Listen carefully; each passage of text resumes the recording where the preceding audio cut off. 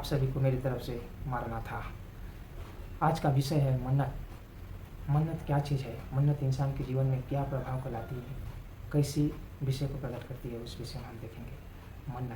मन्नत क्या होता है, मन्नत इंसान के जीवन को कैसे बदलती है, उसे हम देखेंगे। आइए खोलिए मेरे साथ आज इस सुबह के समय में पहला शमूएल की पुस्तक पहला अध्याय को खोलिए और मैं उसमें से आपको प्रभु की बातों को बताऊँगा।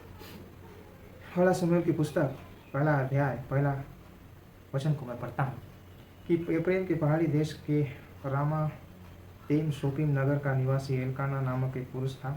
वह एप्रेमी था और सूप के पुत्र तोहू का परपोता, एलीहू का पोता और यरोहाम का पुत्र था। उसके दो पत्नियां थी, एक का नाम हन्ना और दूसरी का नाम पनिन्ना था। पनिन्ना के तो बालक हुए परंतु हन्ना के कोई बालक ना हुआ। यहाँ बता रहा है एक परिवार के नाम विषय में बता रहा है। इजराइल की एक जो है पहाड़ी देश में एक परिवार रहता था। उसका पुरुष का नाम था एल्काना और उसकी दो पत्नियां थी, हन्ना और पनिन्ना। और हन्ना भांज थी और पनिन्ना के बच्चे थे।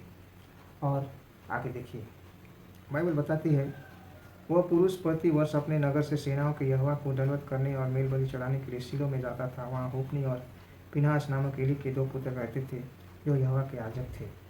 यहाँ बता रहा है एल्काना जो था प्रति वर्ष एक शीलो में, जहाँ परमेश्वर का वेदी था, वाचा का संदूक था, प्रभु का भवन जगह था, तंबू था, उस जगह प्रति वर्ष वो साल में एक बार अपने परिवार के साथ हन्ना, पनिन्ना और एल्काना के साथ मेल बलि चढ़ाने के लिए जाता था। यहूदियों की, इजराइल की उस समय की ऐसी रीति थी। जैसे फसल का त्यौहार बनाने के लिए लोग प्रति वर्ष जाते थे, वैसे ये भी प्रति वर्ष चढ़ावा चढ़ाने के लिए, मेल बलि चढ़ाने के लिए, प्रभु से मेल करने के लिए, प्रार्थना करने के लिए, अपनी बातों को बताने के लिए, दर्शन के लिए प्रभु के निकट जाते थे। ये अपने परिवार के साथ, दो पत्नी और अपने स्वयं हो जाते थे। और देखिए आगे की घटना को मैं आपसे बताता हूँ। और लिखता है वह तो प्रति वर्ष ऐसा ही करता था। और जब हन्ना यहोवा के भवन को जाती थी तब पनिन्ना उसको चिढ़ाती थी, इसलिए वह रोटी और खाना न खाती थी। देखो पनिन्ना जो थी उसकी जो पति की दूसरी वाइफ थी और हन्ना को चिढ़ाती थी क्योंकि हन्ना के कोई पुत्र नहीं थे, कोई संतान नहीं थी, इसलिए वो चिढ़ाती थी। तब जब परमेश्वर के भवन में जाती थी, रोती रहती थी और खाना नहीं खाती थी।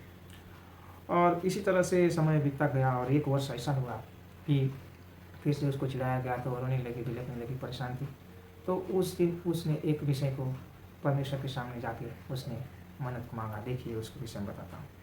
तब शीलो में खाने और पीने के बाद हन्ना उठी और यहोवा के मंदिर के चौखट के एक बाजू के पास एली याजक कुर्सी पर बैठा हुआ था। वह मन में व्याकुल होकर यहोवा से प्रार्थना करने और बिलख कर रोने लगी। जब ज़्यादा चिढ़ाने के कारण, परेशान होने के कारण हन्ना क्या की, उठी और परमेश्वर की जो भवन है उसके बाजू के चौखट के पास में जाके बिलख के रोने लगी और प्रार्थना करने लगी और मन में बहुत व्याकुल होने लगी।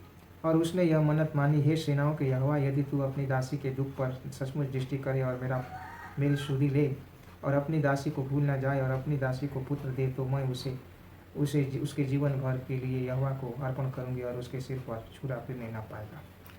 बहुत ज़्यादा तकलीफ, परेशानी होने के बाद, चिढ़ाए जाने के बाद हन्ना परमेश्वर के भवन में गई और उसके चौखट के बाजू में घुटने टेक के उसने प्रार्थना करने लगी, बिलख के रोने लगी। और उसने एक मन्नत को मानी, यदि तू अपनी दासी को दुख पर दृष्टि करे और एक पुत्र दे तो मैं उसे सदा के लिए तेरे भवन में दे दूंगी या तुझे दे दूंगी तेरी सेवा के लिए, बोल के उसने एक मन्नत को मानी।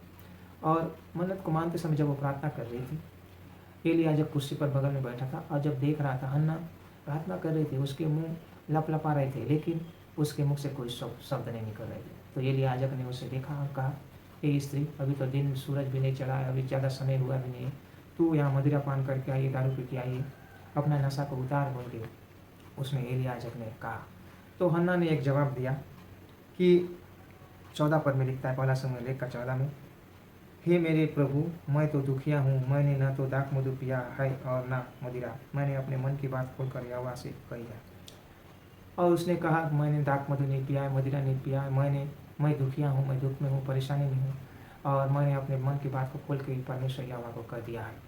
तो एली याजक उस जगह से प्रभु के वेदी के निकट कुर्सी में बैठे रहते हैं और एक आशीर्वाद को उस स्त्री को देते हैं, जा तेरी मन की इच्छा जैसे जो मांगी गई वो तेरा परमेश्वर पूरा करे, बोल के उसे एक आशीर्वाद दे देते हैं। और जाके गर्भ धारण करती है और कुछ समय बाद शमूएल पैदा होता है, जो शमूएल नबी के नाम से जाना गया।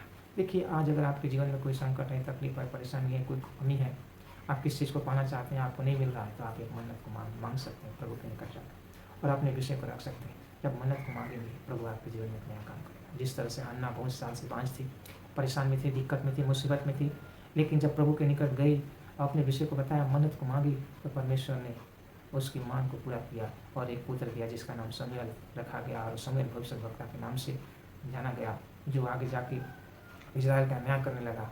और साउल राजा का अभिषेक, दाऊद राजा का अभिषेक उसने किया, और बहुत प्रभावशाली व्यक्ति प्रभु ने उसे बनाया। जीवन भर प्रभु उसकी संख्या बड़े बड़े काम उसके द्वारा शमूएल भविष्यद्वक्ता के द्वारा हुआ।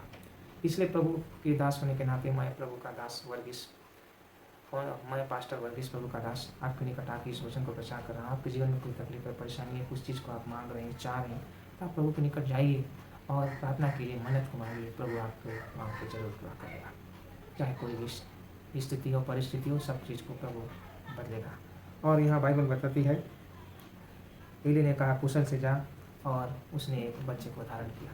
और जब प्रभु के निकट वो गई और अपने मन्नत को पूरा करने के लिए समय और दूध चुराया गया शमूएल को, तो प्रभु के भवन में गई और उस शमूएल को प्रभु को दे दिया, और शमूएल भविष्यद्वक्ता वहाँ पर प्रभु का सेवाटन करने लगा। और देखिए, जब प्रभु को अपने मन्नत को पूरा किया, तो बाइबल बताती है उसके और भी पुत्र पुत्री हुए, और भी प्रभु उसे आशीर्वाद दिया। बाइबल बताती है कि उसके जब प्रभु बताते हैं, या बाइबल में जब आगे पढ़ेंगे, तो उसके फिर से बेटा बेटी हुए और आगे बढ़ा परिवार प्रभु को देने के द्वारा। देखिए, जब प्रभु को आप किसी चीज़ को देते हैं या मन्नत मांगते हैं, तो प्रभु आपके जीवन में बड़ा काम करता है। आज आप मन्नत मांग सकते हैं और प्रभु में आगे बढ़ सकते हैं। प्रभु इस वचन के द्वारा आप सभी को बहुत से आशीष दे। मारना था।